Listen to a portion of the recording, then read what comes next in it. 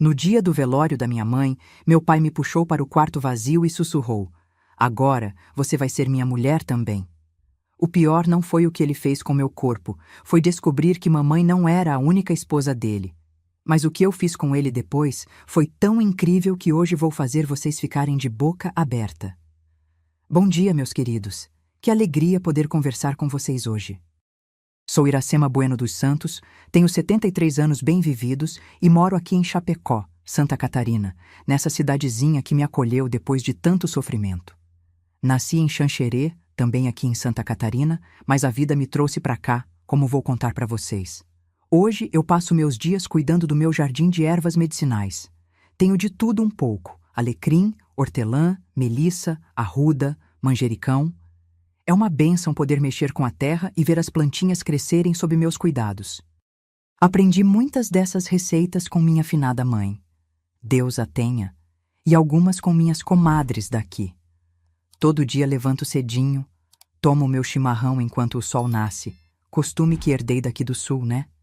E vou cuidar das minhas ervinhas. Comecei com esse jardim depois que me aposentei da padaria onde trabalhei por mais de 30 anos. Primeiro era só um vasinho de manjericão na janela da cozinha. Depois veio o alecrim, que minha vizinha Odete me deu um galho. "Planta, Iracema, que é bom para a memória", ela dizia. E olha, não é que pegou? Daí fui aumentando, e hoje tenho mais de 20 tipos diferentes de ervas. Faço chás, xaropes, pomadas e até ensino as moças mais novas da comunidade sobre os benefícios de cada plantinha. Estou sentada aqui na varanda da minha casinha, com meu chale de crochê nas costas, porque mesmo sendo agosto, aqui no sul, o vento ainda é frio, né? É daqui que consigo ver todo o meu quintal com as ervas bem cuidadinhas e posso acenar para os vizinhos que passam na rua. Minha cadeira de balanço já conhece o formato do meu corpo, de tanto que ficamos juntas, ela e eu, olhando a vida passar. Antes de continuar minha história, queria fazer um pedidinho especial para vocês que estão me assistindo. Se vocês gostarem do que eu contar, deixem aquele joinha e se inscrevam no canal. Isso ajuda essa vovó aqui a chegar em mais pessoas que podem precisar ouvir o que tenho para dizer.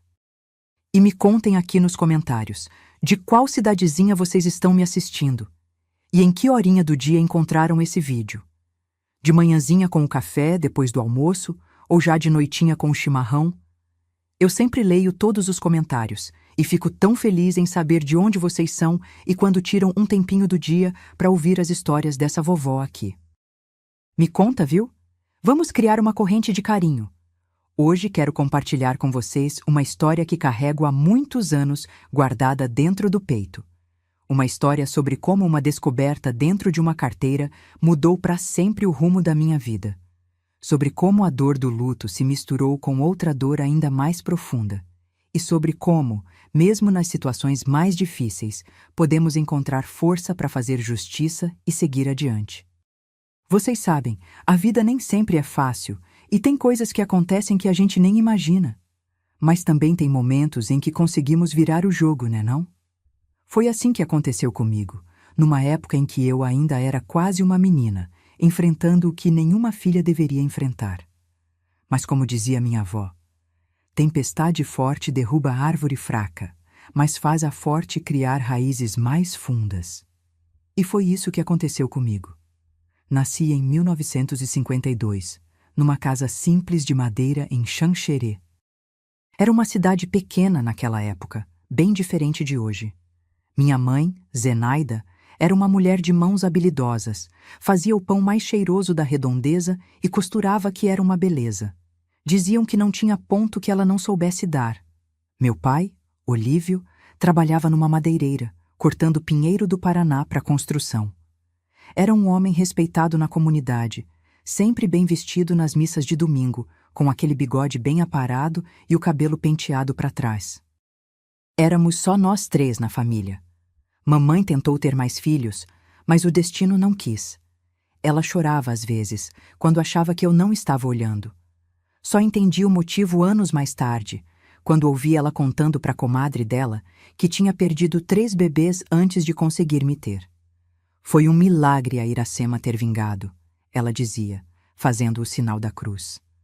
Nossa casa ficava numa ruazinha de chão batido, no finalzinho da cidade, quase chegando na estrada que ia para Abelardo Luz. O quintal era grande, cheio de árvores frutíferas. Tinha pé de bergamota, de pêssego, de ameixa amarela e até uma parreira de uva. No inverno, que é rigoroso na nossa região, a casa ficava quentinha com o fogão a lenha sempre aceso, onde mamãe preparava o caldo de feijão com couve e costelinha que todo mundo pedia a receita. Minha infância foi simples, mas feliz. De manhã, ia para a escola municipal, que ficava a uns 20 minutos de caminhada. Voltava correndo para almoçar e ajudar mamãe nos afazeres de casa. Ela me ensinou desde cedo a cozinhar, costurar e cuidar das plantas. Mulher tem que saber se virar na vida, minha filha, ela dizia enquanto me mostrava como fazer o ponto cruz no pano de prato. Nas tardes de verão, brincava com as crianças da vizinhança. A gente jogava a amarelinha, escondia o lenço, pulava corda. Ah, e como eu gostava das brincadeiras de roda! A Zenaide, minha melhor amiga, tinha uma voz linda e sempre puxava as cantigas. Ciranda, cirandinha, vamos todos cirandar. Já nas noites de inverno, ficávamos ao redor do fogão, a lenha, ouvindo as histórias que meu pai contava. Histórias dos primeiros colonizadores da região, das caçadas, dos animais do mato. Ele falava e gesticulava, imitando o rugido da onça-pintada ou o canto do sabiá laranjeira. Eu ficava hipnotizada, imaginando tudo aquilo. Foi nessas noites que aprendi a amar as histórias. Na escola, a professora Durvalina era rígida, mas justa. Batia com a régua na mesa quando a turma se agitava, e o barulho era suficiente para todo mundo ficar quietinho. Aprendi a ler rapidinho. As letras pareciam dançar para mim, formando palavras que abriam mundos. Logo me tornei a melhor aluna da classe, para orgulho da minha mãe, que sempre dizia: estuda, filha, que o estudo é a única coisa que ninguém pode tirar de ti. Meu pai era um homem de poucas palavras em casa, mas na rua era diferente. Vivia de prosa com os outros homens no armazém do seu Geraldo. Falava alto, ria alto, batia nas costas dos companheiros. Olívio é um homem de respeito, diziam os vizinhos. Todo domingo, ele nos levava para a missa na Igreja Matriz São Paulo Apóstolo, e depois comprávamos pão doce na única padaria da cidade, um luxo que só tínhamos uma vez por semana. Entre os 8 e 10 anos, comecei a notar algumas coisas. Como meu pai olhava diferente para minha mãe quando voltava tarde das reuniões com os amigos. Como a voz dele mudava quando ele bebia aquela cachaça artesanal que o Arlindo fabricava no alambique escondido. Como minha mãe abaixava a cabeça e ficava quietinha quando ele entrava assim em casa. Ela nunca reclamava, mas no dia seguinte, às vezes, aparecia com um roxo no braço ou um inchaço no rosto, que ela disfarçava dizendo que tinha batido na porta do armário ou escorregado no quintal. A gente participava das festas tradicionais. A festa do padroeiro em julho, as comemorações da colheita no outono, os festejos juninos com fogueira e quentão, que aqui no sul chamamos de vinho quente. Nos domingos de Páscoa, mamãe fazia o mais gostoso pinhão cozido com sal grosso, tradição que mantenho até hoje. A vida seguia seu ritmo tranquilo naquela Xanxerê dos anos 50 e 60. Eu crescia entre as lições da escola, os ensinamentos da minha mãe, as histórias do meu pai, as brincadeiras com os amigos. Meu mundo era pequeno, limitado àquela cidadezinha, mas parecia imenso para uma menina como eu. Eu sonhava com o futuro, imaginando que seria professora, como a Durvalina, ou costureira habilidosa, como minha mãe. Foi por volta dos meus 12 anos que as coisas começaram a mudar. Minha mãe, sempre tão forte e cheia de vida, começou a emagrecer, a ficar pálida. Tossia muito, às vezes com sangue, que ela tentava esconder de mim. Não é nada, filha, só uma gripezinha, ela dizia. Mas eu sabia que era algo mais sério. Via a preocupação nos olhos do meu pai, nos olhares das comadres que vinham visitar. Ouvia os cochichos na cozinha quando achavam que eu estava distraída no quintal. Eu ainda não sabia, mas aqueles seriam os últimos meses da minha infância despreocupada. Logo eu seria jogada num mundo de dor que nenhuma criança deveria conhecer. Os últimos meses de vida da minha mãe foram de um sofrimento silencioso. Depois de tanto tossir sangue, ela finalmente foi ver o único médico de Xanxerê, o Dr. Eustáquio.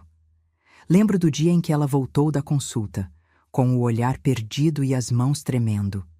Meu pai a acompanhou, coisa rara, e os dois conversaram em voz baixa na cozinha enquanto eu fingia estudar na sala. Tuberculose, ouvi meu pai dizer, uma palavra que eu não conhecia, mas que soava como uma sentença. A doença foi rápida e implacável. Em 6 meses, minha mãe, que sempre foi o pilar da nossa casa, estava confinada à cama, fraca demais para se levantar. Eu tinha acabado de completar 13 anos quando assumi todas as tarefas do lar. Cozinhava, lavava, passava, limpava, tudo conforme ela tinha me ensinado. À noite, sentava ao lado da cama dela e lia trechos da Bíblia, o único livro que tínhamos em casa. Iracema, ela me chamou numa tarde de vento minuano quando estávamos sozinhas. Vem cá, filha. Me aproximei e ela segurou minhas mãos nas suas, já tão frias e magras.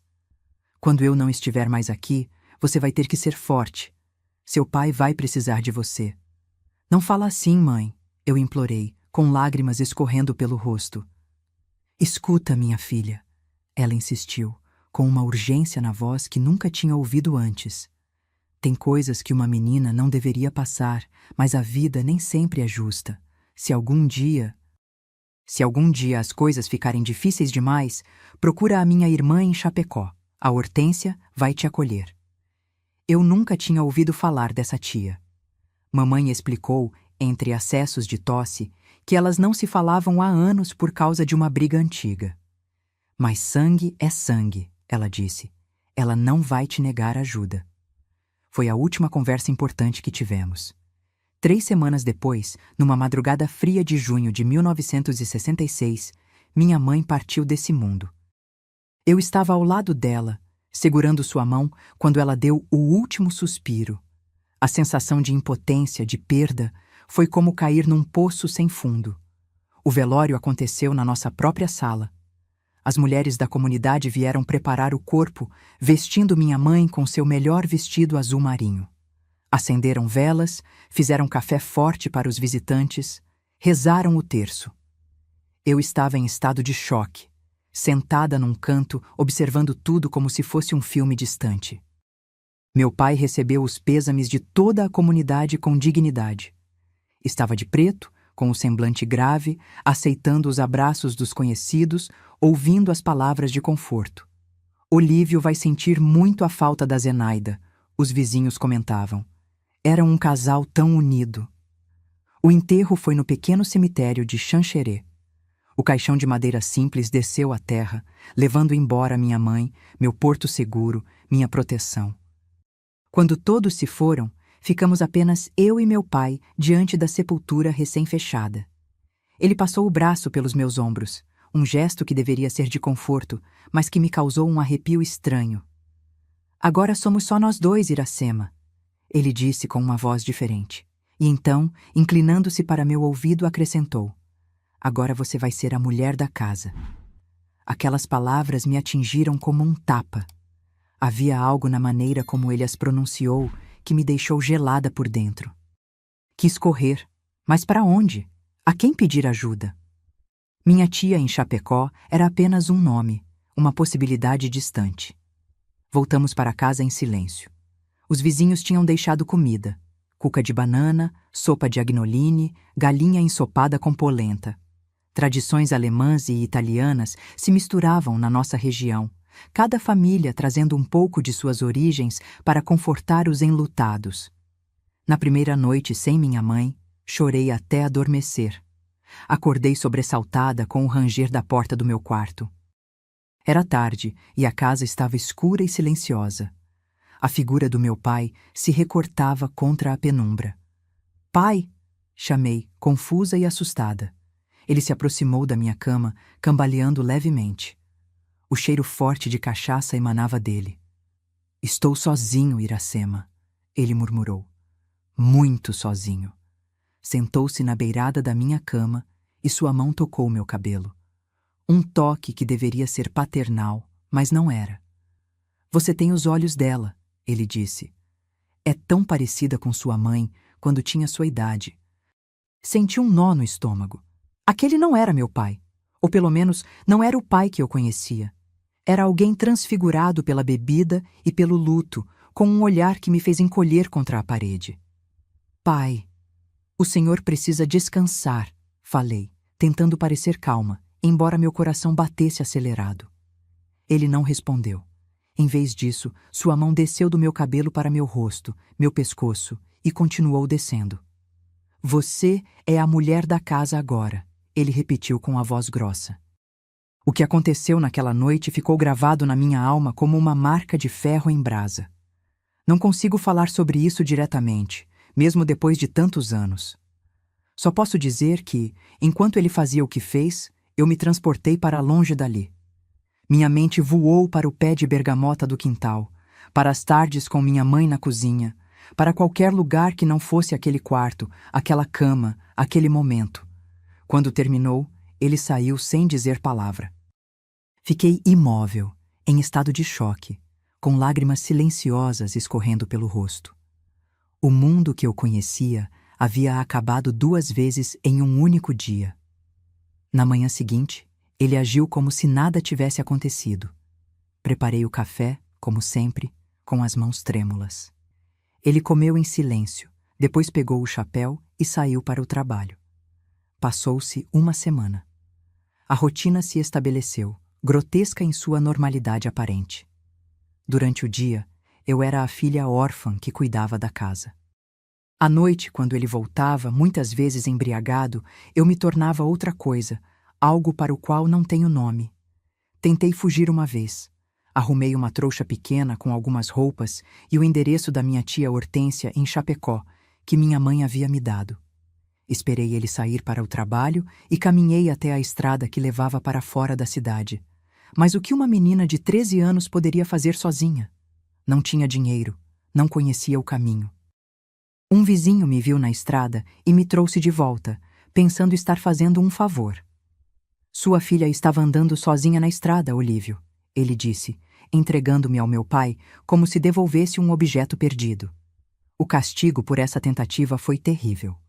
Meu pai trancou a porta do meu quarto por fora durante 3 dias, só me deixando sair para preparar as refeições e fazer as tarefas domésticas. Se tentar fugir de novo, ele ameaçou, vou dizer a todos que você enlouqueceu de tristeza pela morte da sua mãe. Ninguém vai acreditar em você contra mim. E ele tinha razão. Quem acreditaria? Ele era Olívio Bueno dos Santos, homem honrado, trabalhador, viúvo respeitável que sofria pela perda da esposa. Eu era apenas uma menina perturbada pelo luto. Foi então que comecei a planejar. Não uma fuga, mas algo diferente. Se não podia escapar, precisava encontrar uma maneira de sobreviver e talvez um dia de me libertar. Comecei a observar meu pai atentamente, procurando qualquer coisa que pudesse usar contra ele. Uma noite, enquanto ele tomava banho, um banho de bacia na cozinha, como era costume na nossa casa sem banheiro interno, notei sua carteira em cima da mesa.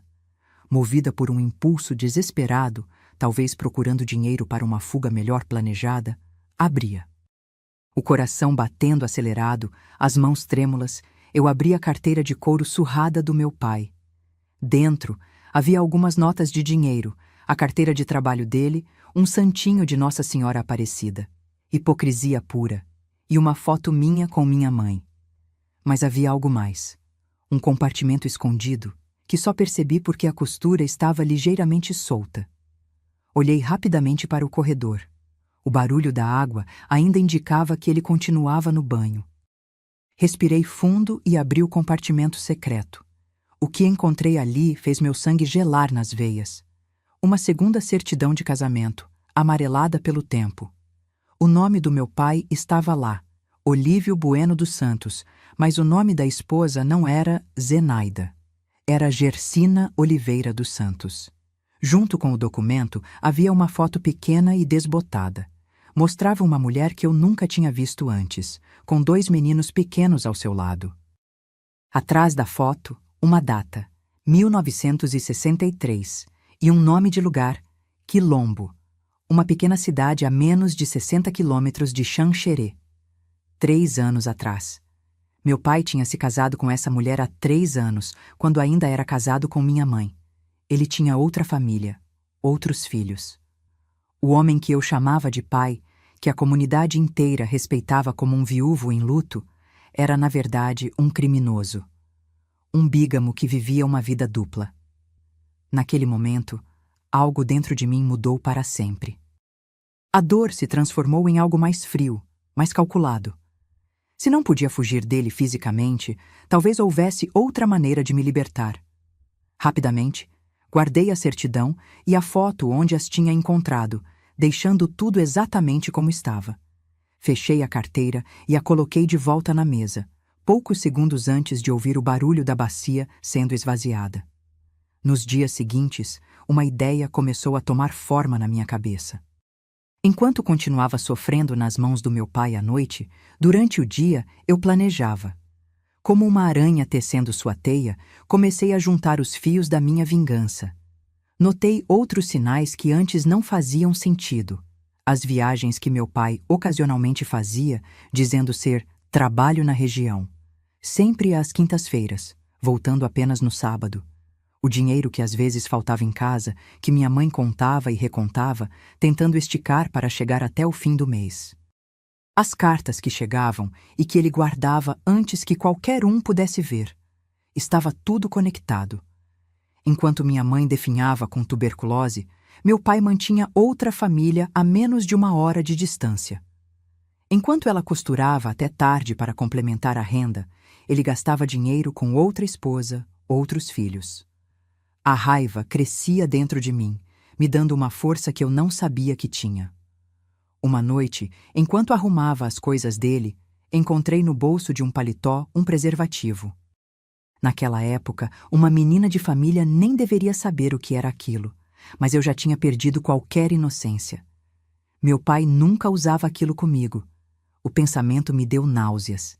Ele devia usar com ela, a outra esposa. Por um momento, a ideia me assaltou.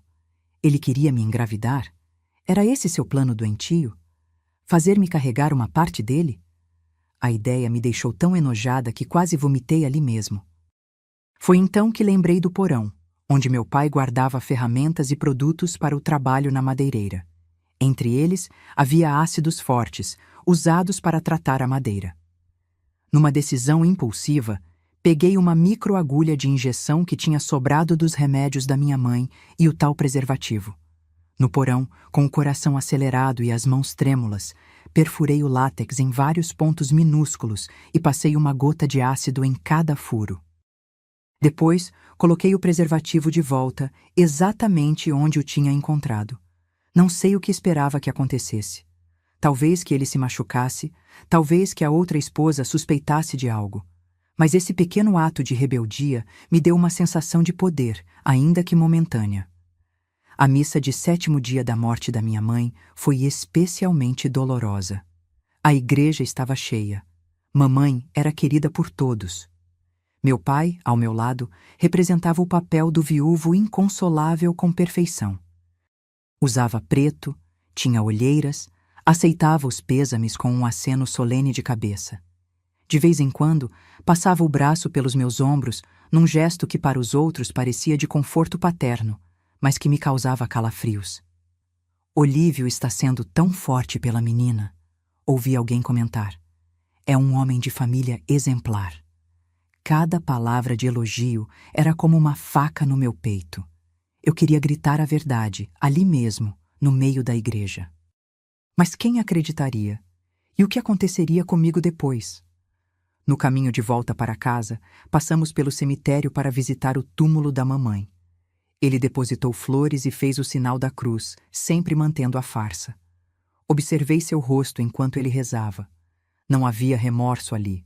Não havia amor verdadeiro. Era tudo uma atuação para a cidade, para manter sua reputação intacta. Os dias se arrastavam, cada um igual ao anterior. De manhã, eu ia à escola, meu único refúgio temporário. Os professores me olhavam com pena. A pobre menina que perdeu a mãe. Se eles soubessem a verdade completa. Mas eu mantinha tudo guardado dentro de mim, um segredo que me corroía por dentro. À tarde, cuidava da casa exatamente como minha mãe havia me ensinado. Lavava, passava, cozinhava, limpava. As vizinhas vinham me visitar, trazendo comida ou apenas para conversar. Você está se virando bem, Iracema, dizia Dona Nadir, uma senhora idosa que morava do outro lado da rua. Sua mãe estaria orgulhosa. Eu sorria e agradecia, enquanto por dentro gritava em silêncio. Se elas soubessem o que acontecia quando o sol se punha e meu pai voltava para casa, à noite o ritual se repetia. Ele jantava o que eu havia preparado, muitas vezes já embriagado da parada que fazia no bar antes de vir para casa. Depois vinha para mim. Eu havia aprendido a me desligar nesses momentos, a enviar minha mente para longe enquanto meu corpo permanecia. O pior eram os domingos. Dia de missa, dia de aparências. Vestido comportado, cabelo bem arrumado, sorriso forçado nos lábios. Meu pai e eu, a família em luto, recebendo a simpatia da comunidade. Cada domingo era uma nova tortura, um novo exercício de falsidade. Nas noites em que ele saía para suas viagens de trabalho, eu finalmente tinha paz. Dormia profundamente, sabendo que estava temporariamente a salvo. Nesses momentos, retomava meu plano. Usando o dinheiro que conseguia guardar, algumas moedas que sobravam das compras, um ou outro trocado que encontrava nos bolsos das roupas dele ao lavá-las, comecei a juntar o suficiente para uma passagem de ônibus. Não para fugir de imediato, mas para algo mais importante. Confirmar. Precisava ter certeza de que a Gersina existia, de que aqueles meninos na foto eram reais. Precisava saber onde exatamente eles moravam em Quilombo. Meu plano dependia disso. Um dia, enquanto meu pai estava no trabalho, fingi estar doente para faltar à escola. Assim que ele saiu, corri até a pequena estação rodoviária de Xanxerê e perguntei sobre ônibus para Quilombo. Sai um às 10 horas, menina, disse o homem no guichê. Chega lá antes do meio-dia. E para voltar? Tem um às 16 horas, é o último do dia. Perfeito, tempo suficiente para o que eu precisava. Comprei a passagem com o dinheiro que havia juntado durante semanas. Quando o homem me olhou desconfiado, uma menina de 13 anos viajando sozinha não era comum, inventei uma história sobre visitar uma tia doente. Ele deu de ombros. Não era problema dele. A viagem para Quilombo foi a primeira vez que saí de Xanxerê sozinha. O ônibus sacolejava na estrada de terra, levantando poeira vermelha. Sentei perto da janela, observando a paisagem mudar. Os campos de trigo, as araucárias que pontilhavam o horizonte, os pastos com o gado leiteiro. A Serra Catarinense ao fundo, imponente com seus picos cobertos por florestas densas. Cheguei a Quilombo, uma cidade ainda menor que Xanxerê, com o coração na boca. Não sabia por onde começar. Tinha apenas um nome, Gersina. Decidi ser direta. Numa cidade tão pequena, todos se conheciam. Aproximei-me de uma senhora que vendia pães numa pequena banca na praça central. A senhora conhece a Gersina Oliveira dos Santos? Perguntei, tentando parecer casual. É casada com um homem chamado Olívio, que trabalha com madeira. A mulher me olhou de cima a baixo. Conheço sim. Mora na Rua das Flores, a casa amarela com cerca branca. Quem é você, menina? Parente? Sou uma sobrinha distante. Menti, com o coração disparado. Estou de passagem e queria fazer uma surpresa. Ah, que bonito! A mulher sorriu. O Olívio deve estar em casa hoje. É quinta-feira, né? Ele sempre vem passar o fim de semana com a família.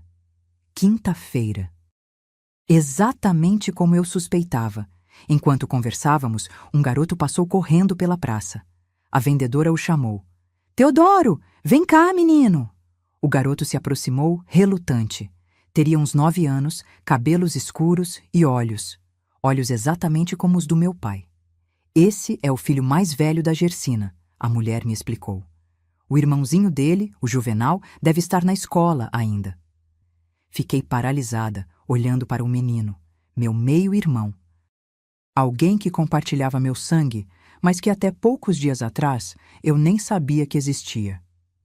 Oi, consegui dizer finalmente.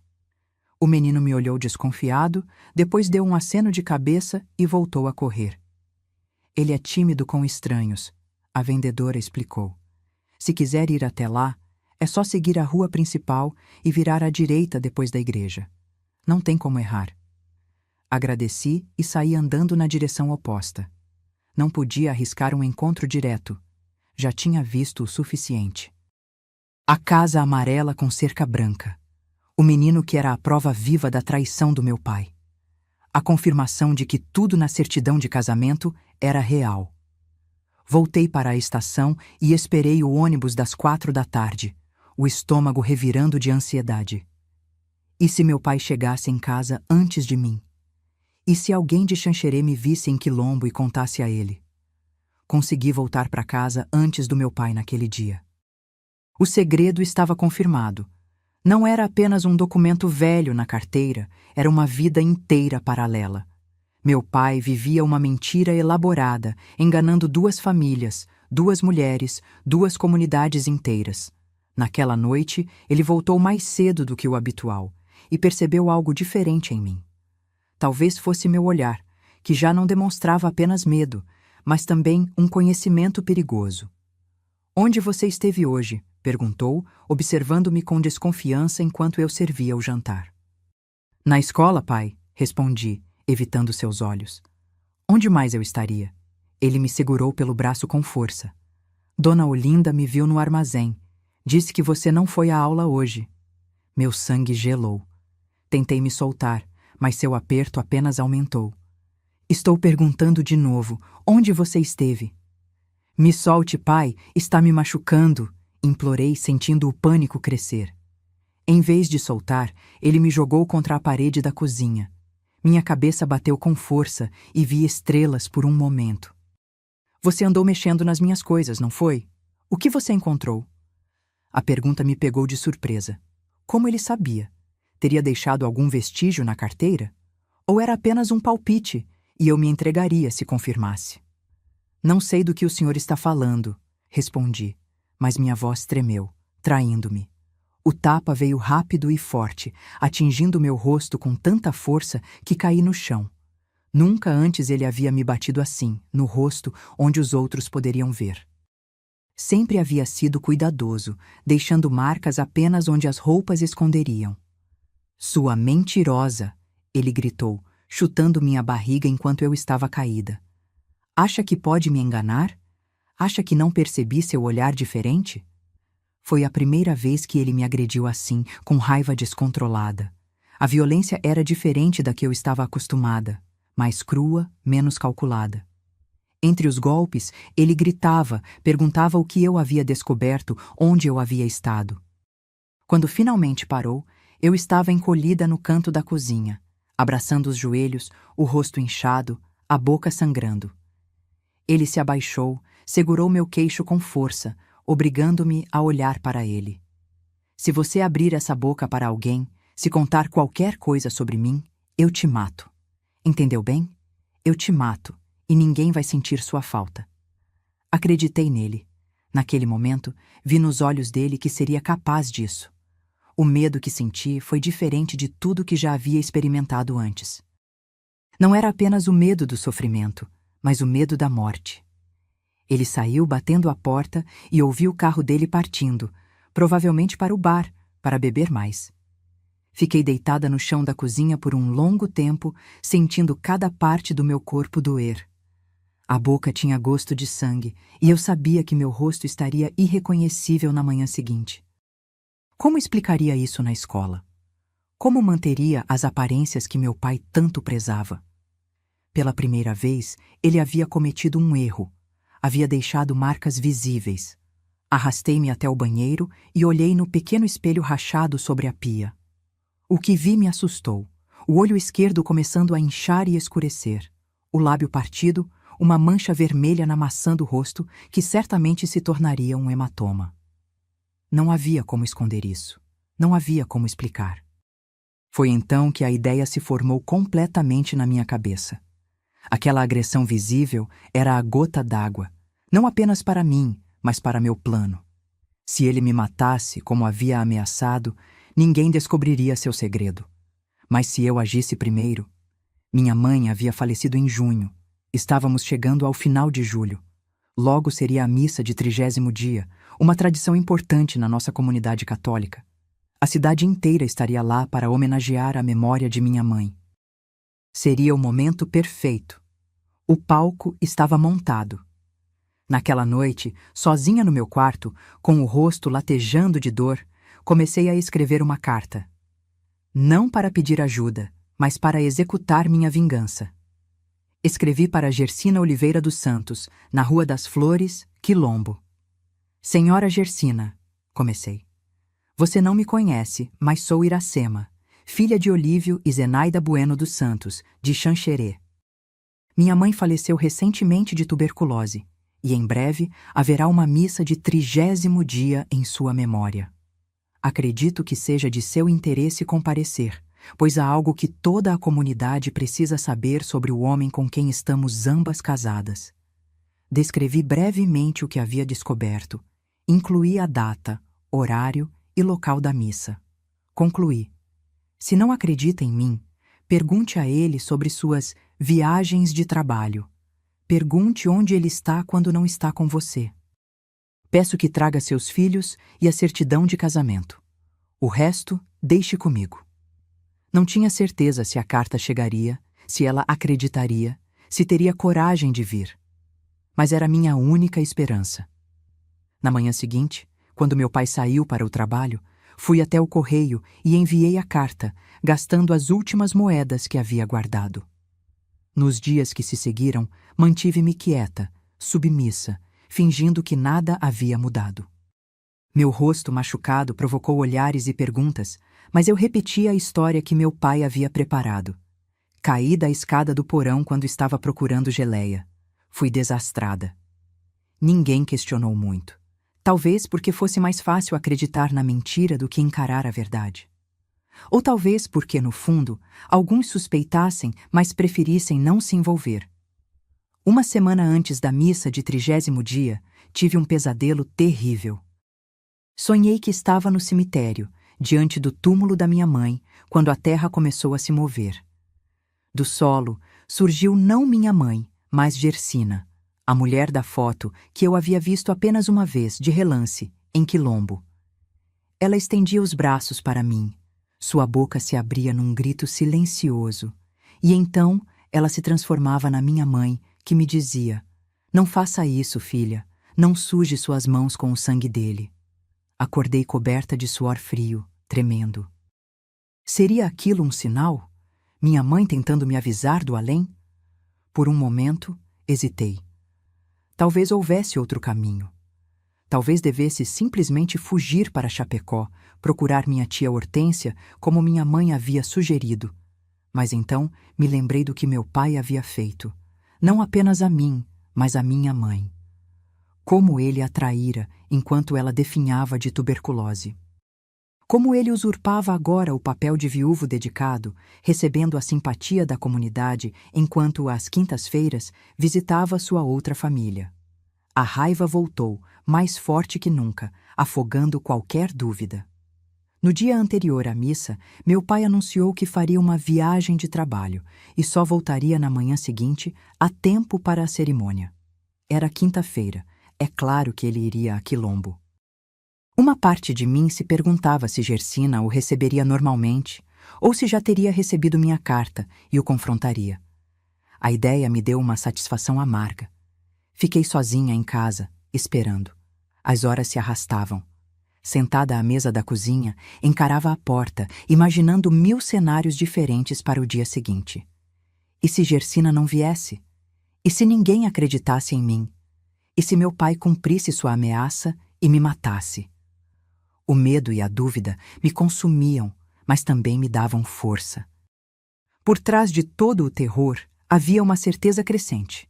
Amanhã, de um jeito ou de outro, tudo mudaria. Eu não seria mais uma vítima silenciosa. Eu falaria. E o mundo saberia. Na madrugada, não consegui dormir. Sentada na beirada da cama, rezei. Não orações que havia aprendido na igreja, mas palavras que vinham do fundo da minha alma. Mãe, sussurrei para o escuro, me dê força, me proteja amanhã. Não deixe que ele vença. Quando o primeiro raio de sol entrou pela fresta da janela, eu estava pronta. Vesti o mesmo vestido preto que havia usado no funeral da minha mãe. Arrumei meu cabelo com cuidado, tentando parecer o mais composta possível, apesar dos hematomas ainda visíveis no meu rosto. Antes de sair de casa, fui até o quarto da minha mãe, que permanecia intocado desde sua morte, e peguei a aliança de casamento dela, que meu pai havia generosamente me permitido guardar como lembrança. Coloquei-a no bolso do vestido. Era a hora. O confronto que mudaria minha vida para sempre estava prestes a começar. A Igreja Matriz São Paulo. Apóstolo estava lotada naquela manhã de domingo. Parecia que toda Xanxerê havia comparecido para a missa de 30º dia da minha mãe. As mulheres de preto, os homens de ternos escuros, todos com expressões solenes. O cheiro de velas e incenso preenchia o ar, misturando-se ao perfume das flores que decoravam o altar. Meu pai chegou cedo, como sempre. Impecável no seu terno preto, cabelo penteado para trás, a expressão de luto tão bem ensaiada que quase me convenceria se eu não conhecesse a verdade. Cumprimentou o padre Isidoro com respeito, apertou mãos, aceitou abraços de condolências. Venha, Iracema. Ele me chamou, indicando o primeiro banco, reservado para a família do falecido. Obedeci mecanicamente, sentando-me ao seu lado. Ele pegou minha mão entre as suas, um gesto que para os outros pareceria de conforto paterno, mas que me deu arrepios. Comporte-se, sussurrou, com um sorriso falso nos lábios. O banco de madeira dura parecia penetrar meus ossos enquanto eu esperava, o coração batendo tão forte que tinha certeza de que todos podiam ouvi-lo. Olhei para trás, para a porta da igreja, várias vezes. Viria ela? Teria recebido minha carta? Acreditado em mim? A missa começou. Padre Isidoro falava sobre a vida eterna, sobre como minha mãe agora estava nos braços de Deus, livre do sofrimento terreno. Falou sobre como ela havia sido uma esposa dedicada, uma mãe amorosa, um exemplo para a comunidade. A cada palavra, a raiva crescia dentro de mim. A hipocrisia de tudo aquilo, celebrar a memória da minha mãe enquanto seu traidor sentava-se no banco da frente, fingindo chorar. Estávamos no meio da homilia quando ouvi o barulho. As pesadas portas de madeira da igreja abriram-se e um murmúrio percorreu a congregação. Todos se viraram para olhar. Meu pai, irritado com a interrupção, virou-se também. Foi então que vi. Na entrada da igreja, iluminada pela luz do sol que entrava pelas portas abertas, estava Gersina Oliveira dos Santos. Não era mais apenas uma imagem desbotada numa fotografia. Era uma mulher real, de carne e osso, vestida com um simples vestido azul escuro. Ao seu lado, segurando suas mãos, estavam 2 meninos, Teodoro e Juvenal, meus meio-irmãos. O rosto do meu pai perdeu toda a cor.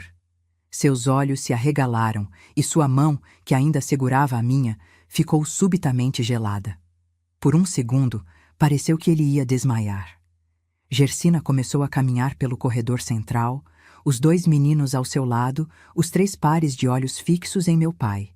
A congregação, confusa, abriu caminho, o burburinho aumentando. Quem era aquela mulher?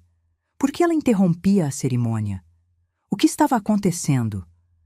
Levantei-me do banco, soltando minha mão da garra gelada do meu pai. Caminhei até encontrá-la no meio do corredor. Pela primeira vez, estávamos frente a frente. A primeira e a segunda esposa, unidas pelo mesmo homem, pela mesma traição.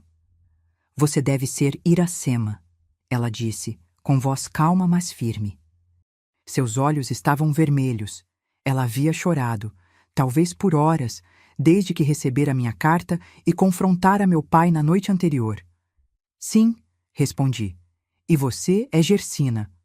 Ela assentiu, estendendo a mão. Nela estava um papel, a certidão de casamento que eu havia mencionado na carta. Trouxe o que você pediu. Peguei o documento e me virei para o padre, que observava a cena com total perplexidade. Subi os degraus até o altar, consciente de que todos os olhos estavam em mim. Meu pai permanecia paralisado no banco da frente, como se tivesse virado pedra. Padre Isidoro, falei, minha voz ecoando pela igreja silenciosa. Antes de continuarmos honrando a memória da minha mãe, há algo que todos precisam saber.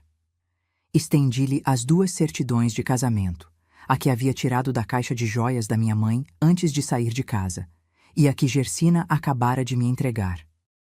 Meu pai, continuei, apontando para Olívio, que agora estava de pé, o rosto uma máscara de raiva e medo. Não é apenas o viúvo de Zenaida Bueno dos Santos, ele é também o marido de Gersina Oliveira dos Santos, de Quilombo, pai de Teodoro e Juvenal. Casou-se com ela há 3 anos, quando minha mãe ainda estava viva. Um som coletivo de choque percorreu a igreja. Mulheres levaram as mãos à boca.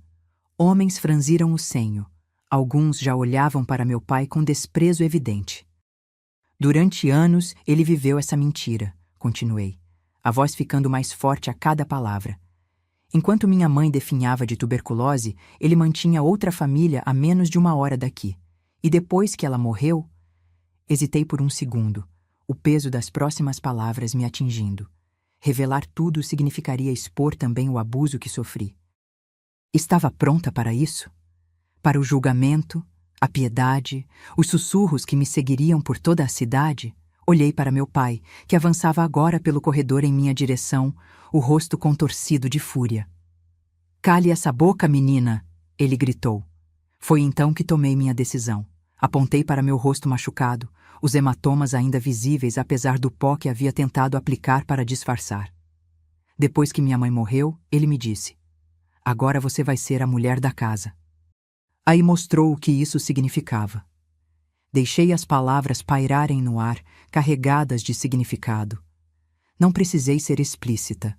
Os adultos entenderiam. Um grito de horror percorreu a igreja. Meu pai parou no meio do caminho, como se tivesse batido numa parede invisível. Gersina colocou as mãos sobre os ombros dos filhos, protegendo-os instintivamente.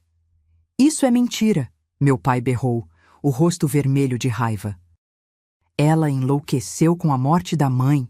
Não podem acreditar numa menina perturbada, mas suas palavras caíram em ouvidos que já não queriam ouvi-lo. O pai Isidoro, recuperando-se do choque inicial, desceu os degraus do altar e se posicionou entre mim e meu pai. "Olívio", ele disse, com uma autoridade que nunca havia demonstrado antes, "você não dará mais um passo." 2 figuras surgiram do fundo da igreja, o delegado Valdomiro e seu assistente, que haviam vindo para a missa como todos os outros. Moveram-se rapidamente pelo corredor, posicionando-se ao lado do meu pai. "Bigamia é crime", disse o delegado, colocando a mão pesada no ombro do meu pai. "E o que sua filha está insinuando sobre o que aconteceu depois da morte da mãe? Isso é algo que vamos investigar muito seriamente." Vi o momento exato em que meu pai percebeu que estava acabado. O desespero tomou conta do seu rosto, substituindo a raiva. Seus olhos correram pela igreja, buscando algum aliado, alguma saída. Não encontrou nenhuma. Os mesmos homens que haviam apertado sua mão minutos antes agora se afastavam, como se ele tivesse uma doença contagiosa. "Você não tem provas", ele gritou, mas sua voz já soava derrotada. Foi então que a dona Nadir, nossa vizinha que sempre fora tão gentil comigo, deu um passo à frente. "Eu tenho", ela disse, a voz trêmula mas determinada. "Há semanas venho ouvindo gritos vindos da casa de vocês durante a noite. Vi como essa menina apareceu com o rosto marcado. Acreditei na história da queda, porque era mais fácil do que enfrentar a verdade. Mas não mais. Sou testemunha do estado em que ela apareceu." Outras vozes se juntaram. A professora Durvalina falou sobre como eu havia mudado após a morte da minha mãe, tornando-me retraída e assustada. O farmacêutico comentou sobre os remédios para a dor que meu pai comprava com frequência. Pequenos detalhes que, isolados, não significavam nada, mas que juntos formavam um quadro devastador. Meu pai foi levado pelo delegado, as mãos atadas às costas com cordas. Naquela época, em cidades pequenas como a nossa, algemas eram raridade. Ao passar por mim, ele me lançou um olhar de ódio puro que me fez recuar instintivamente. Mas já não tinha medo. Estava protegida agora, cercada por toda a comunidade que finalmente via a verdade. A missa, é claro, não continuou. As pessoas saíram da igreja em pequenos grupos, cochichando entre si, lançando-me olhares que misturavam piedade, horror e admiração. Algumas mulheres vieram me abraçar, chorando. Homens apertaram minha mão, desajeitados, mas sinceros. Fiquei parada no altar por um longo tempo, sentindo uma mistura confusa de emoções. Não havia alegria, não exatamente, mas havia um alívio imenso, como se um peso que eu carregava por muito tempo tivesse sido finalmente retirado dos meus ombros. Gersina aproximou-se de mim, os filhos ainda agarrados à sua saia. Sinto muito, ela disse simplesmente. Eu não sabia sobre sua mãe, sobre você. Ele nos visitava apenas alguns dias por mês. Dizia que trabalhava viajando, vendendo madeira. Olhei para ela e vi não uma rival, não a outra mulher, mas outra vítima das mentiras do meu pai. Ele enganou a todas nós, respondi. O que você vai fazer agora? Ela perguntou. Onde vai morar? A pergunta me atingiu como um balde de água fria. Em toda a minha preocupação com a vingança, não havia pensado no depois. Para onde iria? O que faria? Tinha apenas 13 anos, sem dinheiro, sem família imediata. Foi então que me lembrei das palavras da minha mãe. Se algum dia as coisas ficarem difíceis demais, procura a minha irmã em Chapecó. A Hortência vai te acolher. Contei a Gersina sobre minha tia em Chapecó, uma mulher que nunca havia conhecido, mas que era minha única esperança agora. Eu te levo até lá, ofereceu Gersina para minha surpresa. É o mínimo que posso fazer. Vamos juntas amanhã. Hoje, você vem para nossa casa em Quilombo. Não deve ficar sozinha. A generosidade daquela mulher, que tinha todos os motivos para me odiar por destruir seu mundo, me comoveu profundamente. Aceitei sua oferta com lágrimas nos olhos. O padre Isidoro, que havia permanecido por perto, ouvindo nossa conversa, interveio. Tenho um sobrinho que vai para Chapecó amanhã cedo, com o caminhão de entregas.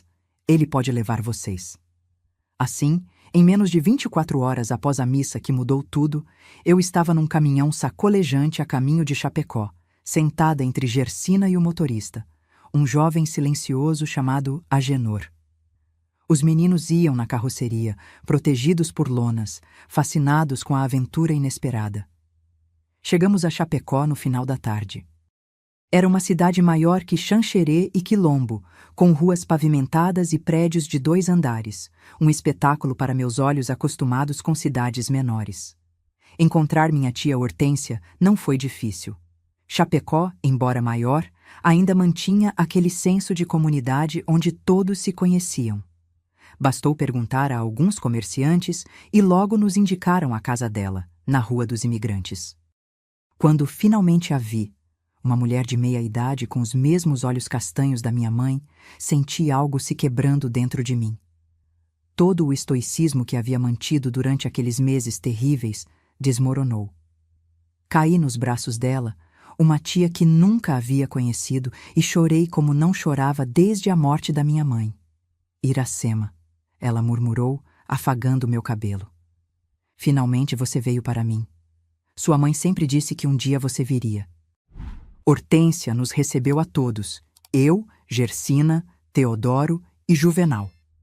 Sua casa era simples, mas aconchegante, com um quintal cheio das mesmas flores que minha mãe cultivava. Naquela noite, sentados ao redor da mesa de jantar, contei a história completa, sem omitir nada. Foi a primeira e última vez que falei abertamente sobre o que meu pai havia feito comigo. Era doloroso, mas também libertador. Gersina e os meninos ficaram conosco por 2 dias antes de retornarem a Quilombo. Vou vender a casa e me mudar para perto da minha família em Joaçaba, ela me disse na despedida. Não posso continuar em Quilombo depois de tudo isso. Nos abraçamos longamente. Éramos estranhas unidas por uma tragédia comum, um vínculo estranho mas forte. E o que aconteceu com aquele preservativo? Ela perguntou num sussurro, quando os meninos não podiam ouvir. Aquele que você mencionou na carta, que tinha furado com ácido? Balancei a cabeça. Não sei. Talvez ele nunca tenha usado. Ou talvez tenha usado e não quis dizer nada por ser humilhante. A ideia me deu uma satisfação sombria. Nos meses que se seguiram, soube por cartas de Xanxerê que meu pai foi condenado por bigamia, um crime sério na época, e por agressão contra mim. O juiz, impressionado com a gravidade do caso, deu-lhe a pena máxima. Ele passaria muitos anos na prisão estadual em Florianópolis. Quanto a mim, comecei uma nova vida em Chapecó, sob os cuidados da minha tia Hortência. A princípio, foi difícil. Acordava gritando no meio da noite, assombrada por pesadelos. Tinha medo de homens, mesmo os mais gentis. Recusei-me a frequentar a escola por meses, temendo os olhares, os cochichos. Mas Hortência era paciente. Aos poucos, com seu amor constante e sua compreensão silenciosa, comecei a curar. Voltei à escola, fiz novos amigos que não conheciam meu passado, comecei a construir uma vida que não era definida apenas pela tragédia. Foi em Chapecó que finalmente encontrei a paz que havia sido roubada de mim naquela noite terrível em Xanxerê. Foi ali que aprendi a ser, novamente, apenas uma menina, não uma vítima, não uma mulher da casa, apenas Iracema, com um futuro à sua frente. Hoje, aos 73 anos, olho pela janela da minha casinha em Chapecó e vejo um mundo muito diferente daquele em que cresci. As ruas de terra batida deram lugar ao asfalto, os cavalos aos automóveis, as lamparinas à energia elétrica, que nunca falha. O tempo passa, as coisas mudam, mas algumas permanecem, como esse chão vermelho do oeste catarinense, onde plantei minhas raízes. Chapecó se tornou verdadeiramente meu lar. Foi aqui que cresci, pela segunda vez. Minha tia Hortência, que Deus a tenha, me criou com todo o amor que uma mãe poderia dar. Ela nunca teve filhos próprios e costumava dizer que eu fui o presente que sua irmã enviou dos céus. Vivemos juntas até sua partida, há 15 anos, quando o coração cansado dela finalmente descansou. A casa onde moro hoje é a mesma que ela me deixou, pequena, com paredes azul claro e um jardim que transformei no meu refúgio de ervas medicinais. Foi a tia Hortência quem me ensinou sobre as plantas. Tua mãe e eu aprendemos com nossa avó, ela dizia. Agora é tua vez de aprender, para um dia ensinar para as tuas filhas. Filhas eu não tive, nem filhos. Durante muito tempo, a ideia de me casar, de ter um homem na minha vida, me causava um terror profundo. Os traumas da adolescência deixaram cicatrizes que demoraram décadas para sarar. Tive alguns namorados ao longo dos anos, homens bons e gentis que me trataram com respeito. Cheguei a ficar noiva 2 vezes, mas sempre recuava no último momento, incapaz de dar o passo final. Não foi para mim esse negócio de casamento, costumo dizer quando me perguntam, com um sorriso que esconde mais do que revela. Poucos sabem a verdadeira história. Apenas meus amigos mais próximos, aqueles que ganharam minha confiança ao longo de muitos anos. Minha vida profissional, por outro lado, foi uma fonte de grande satisfação. Aos 17 anos, comecei a trabalhar na padaria Trigo Dourado, no centro de Chapecó. Comecei lavando louça, depois aprendi a fazer pães, doces, bolos. O dono, seu Durval, era um homem justo que reconheceu meu talento e dedicação. Mãos abençoadas, ele dizia sobre meu jeito de sovar a massa. Com o tempo, tornei-me a principal confeiteira da padaria. Trabalhei lá por mais de 30 anos, até me aposentar aos 54. Foram anos de trabalho duro, mas gratificante. Havia algo profundamente satisfatório em criar coisas que traziam alegria às pessoas. As mães comprando bolo para o aniversário dos filhos, os noivos escolhendo o bolo de casamento, as famílias levando pão quentinho para o café da manhã de domingo. Pequenas felicidades cotidianas que eu ajudava a construir. Nunca mais voltei a Xanxerê, nem mesmo quando soube, por uma carta de Dona Nadir, que meu pai havia morrido na prisão, 7 anos após ser condenado. Não senti nem alegria nem tristeza com a notícia. Apenas uma estranha sensação de encerramento.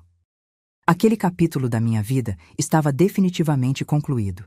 Mantive contato com Gersina por alguns anos. Ela se estabeleceu em Joaçaba como planejado, abriu uma pequena loja de costura, reconstruiu sua vida. Teodoro e Juvenal cresceram, formaram-se, constituíram suas próprias famílias. O último que soube, há uns 20 anos, é que ela havia se casado novamente, com um viúvo respeitável da cidade. Espero que tenha encontrado a felicidade que merecia. Minha velhice tem sido tranquila e, ouso dizer, feliz. Quando me aposentei da padaria, precisava de algo para ocupar meu tempo. Foi quando resgatei os ensinamentos da minha tia sobre ervas medicinais e comecei meu jardim. No início, era apenas um passatempo. Plantei alecrim, hortelã, melissa, plantas simples que cresciam facilmente. Aos poucos, o jardim foi aumentando. Aprendi mais sobre os usos medicinais de cada planta. Comecei a fazer chás, xaropes, pomadas. Os vizinhos vinham me consultar. Dona Iracema, o que é bom para a dor de garganta? Dona Iracema, tem alguma coisa para essa artrite que não me deixa dormir? Nunca cobrei por esses pequenos remédios caseiros. Era minha forma de retribuir a bondade que recebi ao longo da vida. Cada sorriso de alívio, cada muito obrigado sincero era pagamento mais que suficiente. Nos últimos anos, comecei a ensinar o que sei para as moças mais jovens do bairro. Algumas vêm aqui nas tardes de sábado, sentam-se comigo no jardim enquanto explico os nomes das plantas, para que servem, como preparar. É gratificante ver o interesse nos olhos delas, saber que esse conhecimento antigo não morrerá comigo. Meus dias seguem uma rotina simples e confortável. Acordo cedo, com o primeiro canto do galo do vizinho Osvaldo. Preparo meu chimarrão e sento-me na varanda para ver o sol nascer. Depois, vou cuidar do jardim, colher as ervas que precisam ser colhidas, plantar novas quando é a época, às terças e quintas, vou à feira no centro da cidade, onde mantenho uma banquinha de ervas secas e mudas. Não pelo dinheiro. Minha aposentadoria, embora modesta, é suficiente para minhas necessidades simples. Mas pelo prazer de conversar com as pessoas, de estar no meio do burburinho da vida.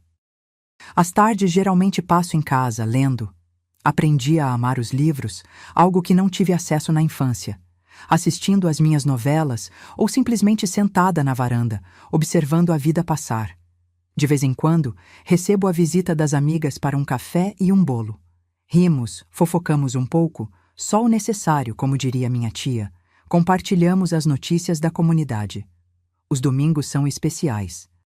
Vou à missa na igreja matriz, depois almoço na casa da minha amiga Ivonete, viúva como eu, embora sua viuvez seja de um tipo muito diferente da minha. À tarde, às vezes, passamos no asilo municipal para visitar os idosos que não têm família. Levamos bolo, biscoitos e, o mais importante, companhia, conversa, ouvidos atentos para suas histórias.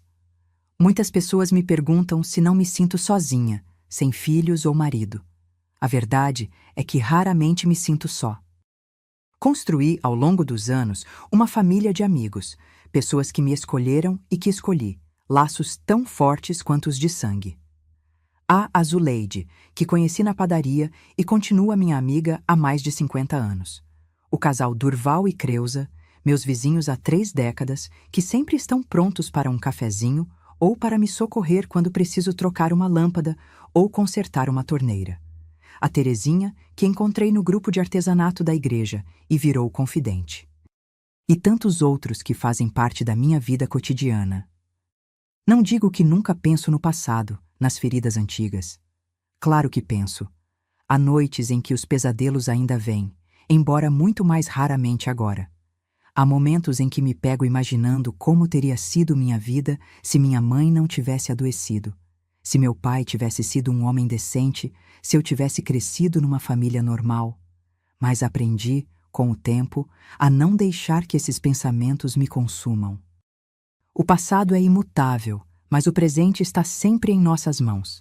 Escolho focar nas bênçãos, na minha saúde razoavelmente boa para a idade, nos amigos queridos, no jardim que floresce, no pôr do sol que ainda me emociona depois de tantos anos. Chapecó me acolheu quando eu mais precisava. Aqui encontrei não apenas refúgio, mas um verdadeiro lar. Nas ruas desta cidade, nas pessoas que conheci ao longo de 60 anos vivendo aqui, descobri que a vida pode ser boa, mesmo depois da pior das tempestades. Como dizia minha tia Hortência, o sol sempre nasce depois da noite mais escura. E ela tinha razão. O sol nasceu para mim aqui em Chapecó e continua nascendo todos os dias. Meus queridos que acompanharam minha história até aqui, quero deixar algumas verdades que aprendi nessa longa caminhada. Não é fácil falar sobre feridas tão profundas, mas se minhas palavras puderem confortar alguém passando por situação semelhante, então valeu a pena. Para quem está sofrendo abuso, saiba que você não está sozinho. Mesmo quando parece que ninguém vê ou se importa, existem pessoas boas no mundo. O medo é uma prisão sem grades que te convence que não há saída, que ninguém acreditará em você. Mas isso é mentira. Quando finalmente falei, descobri que tinha mais apoio do que imaginava. Aprendi que a idade não define nossa força, mas sim nossa capacidade de recomeçar cada dia. Aos 13 anos, tive que ser mais forte do que qualquer criança deveria precisar ser. Minhas rugas são mapas de sobrevivência, cada uma conta uma história de dor superada. Quando me olho no espelho, vejo uma mulher que não apenas sobreviveu, mas viveu plenamente. A vida me ensinou que até na escuridão mais profunda, nossa luz interior nunca se apaga. Houve momentos em que pensei que jamais sentiria a alegria novamente. Estava enganada. Nunca permiti que minha dignidade fosse roubada, mesmo quando tentaram levar tudo de mim. Minha essência, aquilo que me torna quem sou, isso ninguém pôde tirar. Descobri que somos mais fortes do que imaginamos, especialmente quando pensamos que não aguentamos mais. Nos momentos mais difíceis, encontrei em mim uma força desconhecida. O tempo não cura todas as feridas, mas nos ensina a viver com elas e ainda assim sorrir. Algumas marcas são profundas demais para fechar completamente, mas podemos seguir adiante. Minha história não é sobre o que fizeram comigo, mas sobre como escolhi responder. Escolhi o caminho da cura, não da amargura. Aprendi que sobreviver é uma forma de resistência e viver bem é a melhor vingança. Cada dia de felicidade que vivi depois foi uma vitória sobre quem tentou me destruir. Se você está passando por algo semelhante, busque informações sobre proteção na sua região. Não enfrente isso sozinho. A denúncia pode ser assustadora, mas é o primeiro passo para a liberdade. Em qualquer lugar do mundo, o abuso é errado e você merece respeito e segurança. Meus queridos, se essa história tocou seu coração, peço com toda sinceridade: inscreva-se agora no canal e ative o sininho. Cada inscrição é um sinal de que histórias como a minha precisam ser ouvidas. Elas iluminam caminhos na escuridão que muitos enfrentam em silêncio. E se você chegou até aqui, deixe nos comentários a palavra vitória. Porque foi isso que conquistei quando finalmente me libertei daquela vida de sofrimento. Uma vitória que cada pessoa que sofre abuso merece alcançar.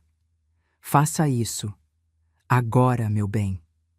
Sua inscrição pode ser o abraço silencioso que alguém precisa sentir neste exato momento. Termino com as palavras da minha tia Hortência. Depois da tempestade mais forte, a terra fica mais fértil para novas flores nascerem. Que possamos todos, depois das nossas tempestades pessoais, florescer novamente.